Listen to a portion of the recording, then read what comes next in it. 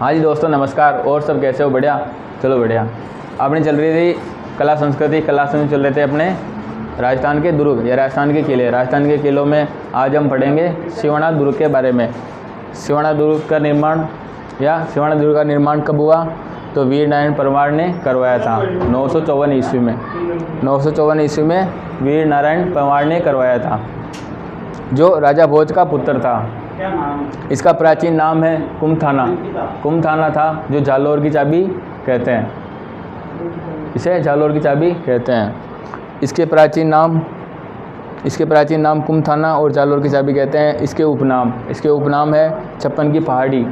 छप्पन की पहाड़ी, जो छप्पन की पहाड़ियाँ बनी हुई है, इसलिए छप्पन की पहाड़ी कहते हैं। हल्देश्वर पहाड़ी पर बना हुआ है सिवाना किला, इसलिए हल्देश्वर पहाड़ी कहते हैं। मारवाड़ के शासकों की शरणस्थली, इसे मारवाड़ के शासकों की शरणस्थली कहते हैं, क्योंकि जब भी मारवाड़ में युद्ध होते थे तो यहाँ सिवाना किले पर ही वह शरण लेते थे। इसके बाद में संकटकालीन राजधानी इसलिए है क्योंकि जालौर के शासक और मारवाड़ के शासक यहीं पे शरण लेते थे। संकटकालीन राजधानी यहीं थी। इसके बाद में गिरी सुमेल का युद्ध हुआ 1544 में शेरशाह सूरी और मालदेव के मध्य हुआ। तो मालदेव ने इसी किले पर शरण ली थी। इसके बाद में है जयनारायण व्यास क्रांतिकारी नेता थे,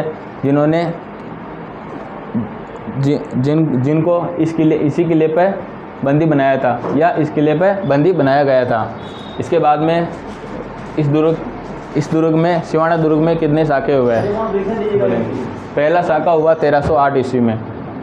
पहला साका कब हुआ? 1308 ईस्वी में। अलाउद्दीन खिलजी ने आक्रमण किया था और सातल देव ने केसरी किया था। अलाउद्दीन खिलजी ने फिर इसका नाम सिवाना दुर्ग का नाम बदलकर खैराबाद रख दिया और रानियों ने जौहर किया था। केसरिया अपने सातल देव ने केसरिया किया था और रानियों ने जौहर किया था। फिर हुआ दूसरा साका हुआ 1559 ईस्वी में। 1559 ईस्वी में हुआ। अकबर ने आक्रमण किया था मारवाड़ पर।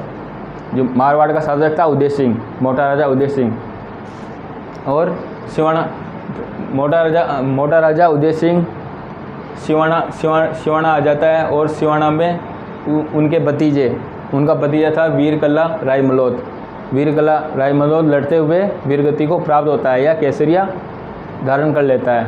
और उन सिवाना दुर्ग की रानियों ने जौहर कर लिया था।